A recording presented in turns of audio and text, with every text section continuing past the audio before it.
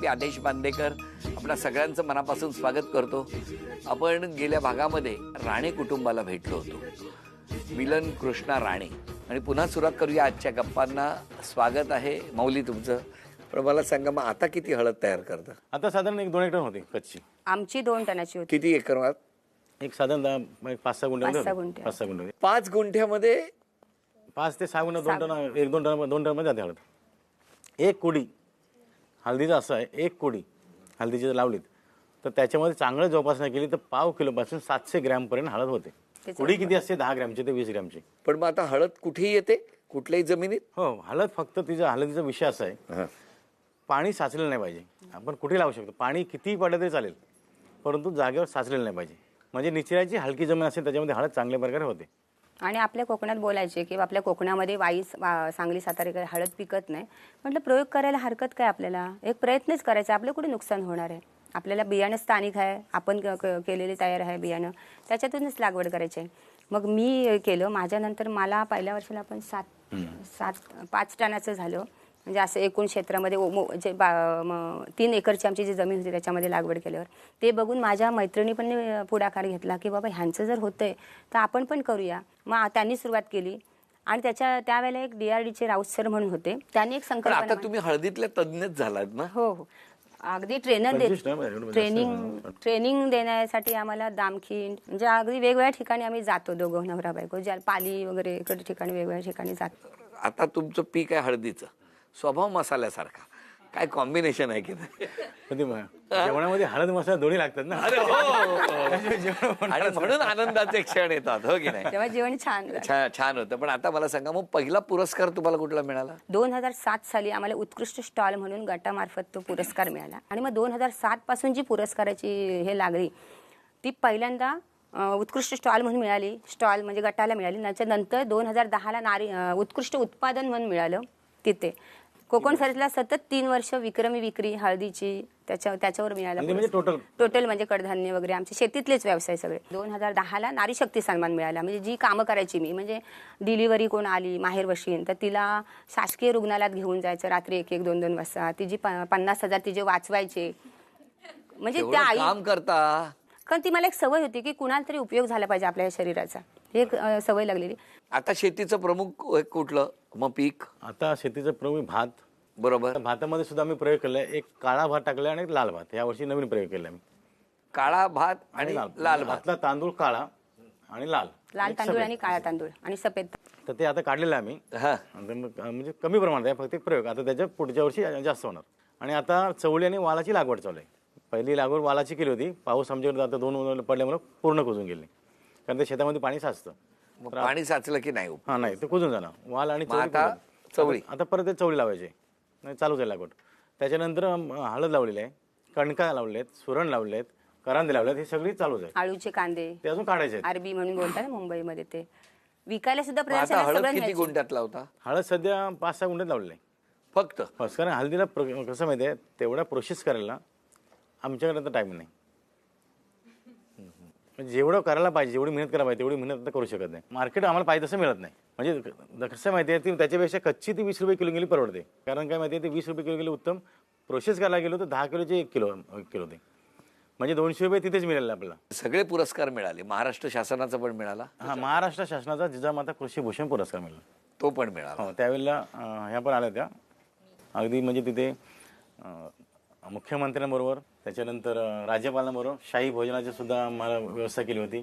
पुरस्कार सुद्धा म्हणजे खूप कठीण परिस्थितीत मिळाला तो पण. म्हणजे ते सुद्धा आमच्या आम्ही जी काही परिस्थिती पुढे गेली त्या परिस्थितीच्या अभ्यासानुसार आणि सगळे ते प्रोटोकॉल आमच्याकडे हजर होते. कधी काय केलं, हळद कशी केली, कुठे गेली, भात कसं केलं, सगळा रेकॉर्ड तुम्ही ठेवला. म्हणजे फोटोरूपी, कागदरूपी. त्याच्यानंतर हिला जे काही जिजामाता कृषी आधीचे जे पुरस्कार मिळते ते सर्टिफिकेट. नंतर आत्मा संघटना आहे, आत्मा म्हणून एक संस्था आहे महाराष्ट्राची पूर्ण, त्याच्यामध्ये आत्मा तालुका अध्यक्ष आहे, ते पद त्यांनी त्याच्यावरून दिलं. नंतर तालुका कृषी अधिकारी म्हणून आहे, तालुका कृषी आहे, तिथे सुद्धा ती सदस्य म्हणून आहे. सेवनच्या कमिटीमध्ये सदस्य, कलेक्टरच्या कमिटीमध्ये सदस्य. हे सगळं त्यांनीच दिलं. आम्ही कोणाकडे गेलो नाही म्हणून मागता येईल. जरा घरातल्यांना काय बोलायचंय तुमच्याबद्दल? बाबा, लेकीने इतका कुटुंबाला हातभार लावला, जावई पण खुश आहेत, त्यांचं अख्खं कुटुंब आनंदात आहे. आज कसं वाटतंय? लहानपणी तर तिचं, कारण मी आर्मीमध्ये असल्यामुळे मला काय तिचं वातावरण घरी पाहायला भेटलं नाही. परंतु मला हे नक्की माहिती होतं, ही पुढे काहीतरी भविष्यामध्ये माझं नाव उज्ज्वल नक्की करणार, याची मला गॅरंटी होती. मग आता खुश आहात तू? अगदी खुश, एकदम समाधान आहे अगदी. आईचं हे सगळं कर्तृत्व, आज सगळ्या पुरस्कारांना आई सन्मानित होते. काय म्हणायचं आईबद्दल? खरं तर तिच्याबद्दल जेवढं म्हणावं तेवढं कमीच आहे. कारण आम्ही लहानपणापासून जे काही त्यांचा प्रवास बघत आलो आत्तापर्यंत, तर आत्ता बघितल्यानंतर एवढं समाधान वाटतं की मागे वळून बघितलं की असं वाटतं की आपण म्हणजे असं मागचं पूर्ण असं वाईट जे आता आत्ता त्यांच्याकडे बघितलं की मागचं पूर्ण विसरून जायला होतं. एवढा त्यांचा खत्तर प्रवास होता. आम्ही खूप लहान होतो, आम्ही तिला मदत करू शकत नव्हतो, पण आम्हाला खूप इच्छा होती की आम्ही पण तिला मदत करायला पाहिजे म्हणून. जसं जमेल, जसं करता येईल तसं तिला मदत करत गेलो. पण तिने आमच्याकडनं कधी अपेक्षा केली नाही. आम्ही खूप गोंधळ करायचो, पसारा करायचो. ती आम्हाला कधी एका शब्दाने बोलली नाही की तुम्ही मला थोडी पण मदत करत नाही. ती माऊली स्वतः करत गेली, आमच्यावर डिपेंड नाही राहिली. आत्ता तिच्याकडे जेव्हा बघतो तेव्हा आम्हाला खूप अभिमान वाटतो, खूप गर्व वाटतो.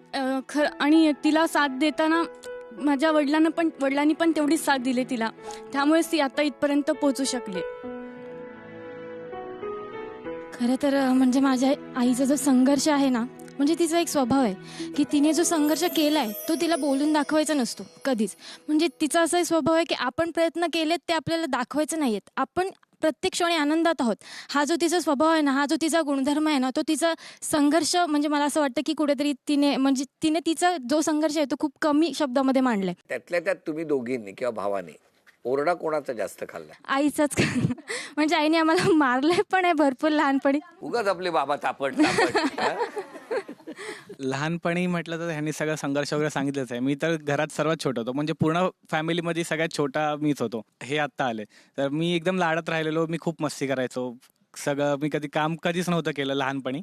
जेव्हा समजायला लागलं तेव्हापासून काम करायला लागलो. मग तुझ्या शेतीकडे कधी पाय वळले की नाही? हो, जायचो मी तेच सांगतोय, कारण मला मम्मीने पप्पांनी जेव्हा म्हणजे शेतीबद्दल आम्ही जायचो सोबत, तर मला असं नाही सांगितलं की हे असं कर. मला लहानपणी महाभारत आणि रामायण बघायची जास्त हे असायची. तर आपण जे दाठे फोडतो ना, त्याच्यासाठी एक लाकडाचं बनवलं असतं, ते गदासारखा दिसायचं. मम्मी म्हणायची ही गदा समज आणि ते राक्षस समज आणि त्यांना मार. तर अशा पद्धतीने मला मम्मी शिकवायची. मग मला पण ते आवडायचं, मी ते करायचो. कलाने शिकवायचा प्रयत्न. भावाला बघितलंय, भावाला बघितलंय. मी ज्या टायमाला मी बोललो ना, माझे वडील वारले, मी 9th इयर्स होतो, 9 वर्षाचा. वहिनीबद्दल काय सांग? हा, त्या टायमापासून त्याच्यानंतर मला 2 वर्षांनी वहिनीचं लग्न झालं. त्याच्यानंतर लग्न झाल्याच्या नंतर मी एकदम छोटा होतो, सर्वात छोटा मीच. म्हणजे मला त्या टायमाला हे केलं ते मुलासारखंच केलं, माझे जे हे केलं ते सगळं मुलाप्रमाणे, आई वडिलांप्रमाणे. टोटल. हा, आता उलाढालीमध्ये सध्या आता उलाढालीपेक्षा माझं मी स्थिर झाले. आता माझ्यासोबत ज्या या सहचारणी आहेत त्यांचं कुटुंब आणि त्यांचं ध्येय प्राप्ती गाठून देण्याचं एक ध्यास घेतलेलं आहे की माझ्यासारखं प्रत्येकीने पुरस्कृत आता व्हायचं. तुम्ही जे काही सगळं पीक वगैरे तयार करता त्याच्यात मेन फोकस हळद आहे का? हां, मेन फोकस हळद आहे. हळद आणि त्या व्यतिरिक्त त्यानंतर वाल, मूग, वाल, मूग वगैरे असं सगळं, हरभरा. त्याच्यानंतर तांदळापासून जास्त करून ऑर्गॅनिकच होते तिथे. सगळं ऑर्गॅनिक. Total 90% organic. मी लग्न करून ज्यावेळी घरात आली, मोठं फॅमिली यांची, पण यांचा जो मगाशी त्यांनी सांगितला गुरुमंत्र, तो मला त्यांनी दिला. त्याच्यामुळे माझा संसार सुखाचा चालू आहे. हो ना. त्यांची खूप साथ आहे. एक प्रकारचे माझे गुरु आहेत त्या जसे दिवसभर बिझी असतात. मी पण जॉब करते, पण त्यांना बघितल्यावर मला कळतं की मी काहीच करत नाहीये त्यांच्या पुढे. की त्यांना बघितल्यावर मला वाटतं की ह्या जर एवढा करू शकतात तर मग मी का नाही काही करू शकत. मग खरंच हॅट्स ऑफ. त्या तर चांगल्याच आहेत जाऊबाई. मानाने राहतात, मानाने सगळ्यांना आपुलकी दाखवतात, सगळ्यांची काळजी घेतात, विचारपूस करतात.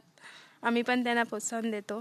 बघा, मगासपासून यांचं म्हणणं आहे की त्यांनी तर सगळं आता मेहनत केली, पण आता त्यांचं लक्ष तुमच्या सगळ्यांची भरभराट व्हावी, आनंद व्हावा अशी आहे. काय सांगणार तू? त्याने आम्हाला खूप मदत केली आहे.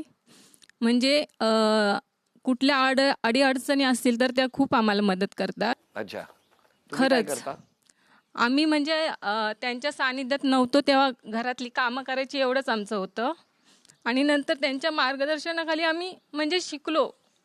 त्यांनी हळदीचं आम्हाला हे दिलं, हळद लावायला दिली. नंतर मग आम्ही हळद लावली, नंतर उत्पादन केलं आणि त्याच्यातून आम्हाला जी हळद मिळाली ते आम्हाला म्हणजे आम्ही सुरुवातीला आम्हाला हळद दिली तेव्हा आम्हाला काय माहीत नव्हतं की कसं त्याचं म्हणजे प्रोसेस पुढे काय करायची ते माहीत नव्हतं. त्यामुळे आम्ही त्यांनाच दिली ती. पण आता आम्ही जातो त्यांच्याकडे शिकतो, त्या सांगतात. पण आम्ही अशा दोघीच जणी नाही आहोत, अजून 200-250 महिलांना त्या प्रोत्साहन करतात आणि सांगतात सर्व. हळदच हो, हळद परत वाल आणि तुरी. कृषी खात्याकडून आम्हाला हे तूर दिली लावायला आणि मूग दिली, चवळी दिली लावायला. ते पण लावलेलं आम्ही शेतामध्ये. तिथे आम्हाला शेत आहे ना, तिथे भात पिकत नाही, मग त्याच्यात आम्ही शेततळाव खणलेलं आहे, शेततळाव आहे तिथे. मग ते थोडीफार त्याची पण मदत होते. त्यांच्याबद्दल सांगायचं किती तेवढं कमीच आहे. आम्ही घराबाहेर पण पडत नव्हतो, पण त्यांच्या सानिध्यामध्ये येऊन आम्ही घराबाहेर पडायला लागलो. ते आम्हाला सांगितलं हळद कशी लागवड करतात, की कसं पुढे जायला पाहिजे. त्यांच्यामुळे आम्ही बाहेर पडायला लागलो. त्यांच्यामुळे आम्ही नामस्मरण पण करायला लागलो, हरिपाठ, सगळं भजन वगैरे. ते आम्हाला चांगलं मार्गदर्शन केलेलं तुम्ही पण आहे. हळद करतो, भाजीपाला पण लावतो. कायम मार्गदर्शन. हां, मार्गदर्शन असतं त्यांचं कायम. या माऊलीबद्दल तुमचं काय म्हणणं आहे? खूप सांगण्यासारखं आहे त्यांच्याकडे, खूप, आणि घेण्यासारखं पण खूप आहे. कारण जेव्हा मी आली पहिल्यांदा तेव्हा मला काही येत नव्हतं, काही स्वयंपाक तर नाहीच. मला त्या मुलीसारख्या म्हणत होत्या. इतकं अजूनही मला आठवतं, सगळे म्हणतात. अजूनही ती थांबले मी, ते मला वाटतं तुमची सासू आहे का ती? म्हटले नाही, जाऊ आहे का ती सासू? म्हटलं जाऊ आहे ती माझी, पण इतकी गुणी आहे म्हणे की मला अशी जाणीव करून दिली नाही आहे तिने की माहेर का सासर आहे तिची. आता एक छोटासा खेळ आहे. जाऊबाई, तुमच्यासाठी एक आव्हान आहे, चालेल? चालेल. मी विचारणार त्या प्रश्नाचं जर उत्तर तुम्ही दिलं तर या माऊलीला बक्षीस मिळणार आहे. तर जाऊबाई खरंच बक्षीस मिळवून देणार का राग काढणार आता ठरणार आहे. राग काढणं शक्यच नाही, मला नक्की. त्यांचा राग कधीच येत नाही. बघा, उत्तर जर बरोबर दिलं तर त्यांना बक्षीस मिळणार, उत्तर जर चुकलं तर तुम्ही राग काढला असं स्पष्ट. नक्की. आणि बक्षीस आहे तन्मणी. या माऊलीला तुम्ही मिळवून देणार का आम्हाला बघायचंय. तुम्ही माझ्याकडे बघायचं, इकडे तिकडे कुठेही बघायचं नाही, आणि तुम्ही मला सांगायचं. इतका वेळ तुम्ही कार्यक्रम बघताय, या माऊली बरोबर गप्पा मारताय. या माऊली जिथे बसलेत त्याच्या पाठीमागे एक खिडकी आहे, बघू नका. त्या खिडकीला आडवे गज आहेत, ते किती आहेत सांगा. तुम्ही इकडे तिकडे बघायचं नाही. 11. हं? 11. नक्की. बघा, 2 खिडकी आहेत, वरती एक खिडकी आहे, खाली एक खिडकी. तुम्ही सांगा खालच्या खिडकीला किती आहेत आणि वरच्या खिडकीला किती आहेत? दोन्ही मिळून खालती 9 आहेत आणि वरती 2 आहेत. नक्की. हा. चला मोजूया. 1 2 3 4 5 6 7 8 9 10 11. अभिनंदन, अभिनंदन. जाऊबाईंनी हा तन्मणी तुम्हाला बक्षीस दिलं. जाऊबाई, हे चांदीचं नाणं तुम्हाला मिळालं.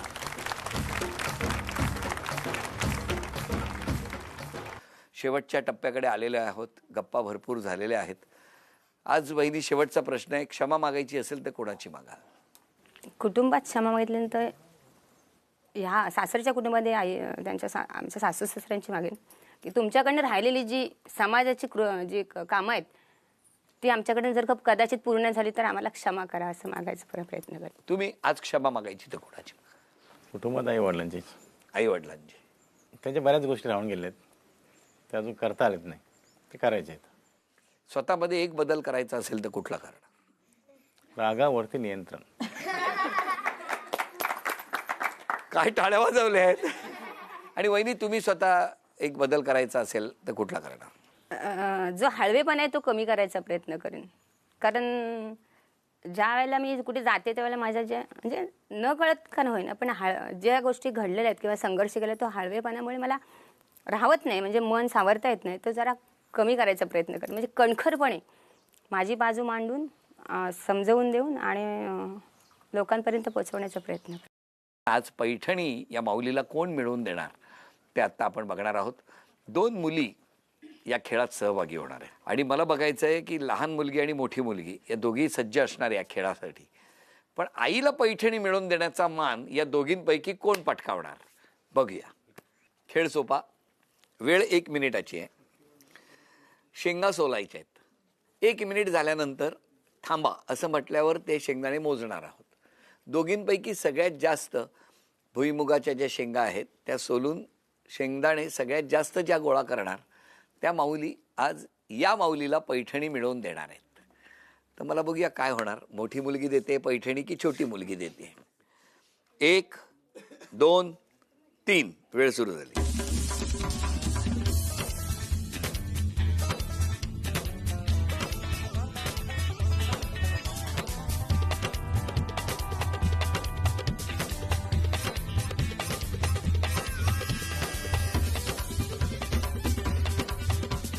वीस सेकंद झाली.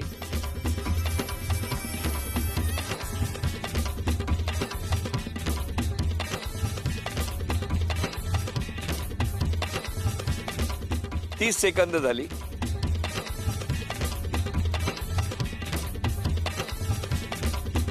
45 सेकंद. 5 4 3 2 1 वेळ संपली. 1 2 3 4 5 6 7 8 9 10 11 12 13 14 15 16 17. आता इकडे 1 2 3 4 5 6 7 8 9 10 11 12 13 14 15 16 17 18 19 20 21 22 23 24 25 26.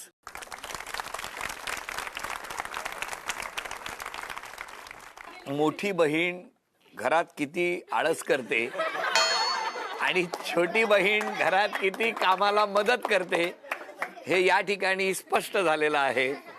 अभिनंदन. सुष्मिता या ताईनं आज तुम्हाला पैठणी मिळवून देण्यासाठी अगदी जोर लावलेला आहे. झी मराठीकडून ही भेट होती.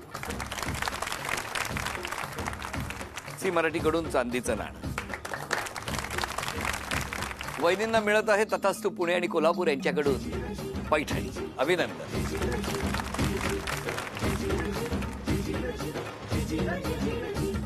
आपणा सगळ्यांना शुभेच्छा. हे नवीन वर्ष अधिक आनंदाचं जाऊ आणि त्याचबरोबर या नवीन वर्षात स्वतःची काळजी घेत राहा, कुटुंबाला आनंदी ठेवत राहा आणि कायम तुमच्या चांगल्या मनातल्या इच्छांसाठी श्री सिद्धिविनायक तथास्तु म्हणू असं म्हणत आजचा भाग इथेच संपतो आहे. पुन्हा भेटूया अशीच एक पैठणी घेऊन होम मिनिस्टरच्या पुढच्या भागात.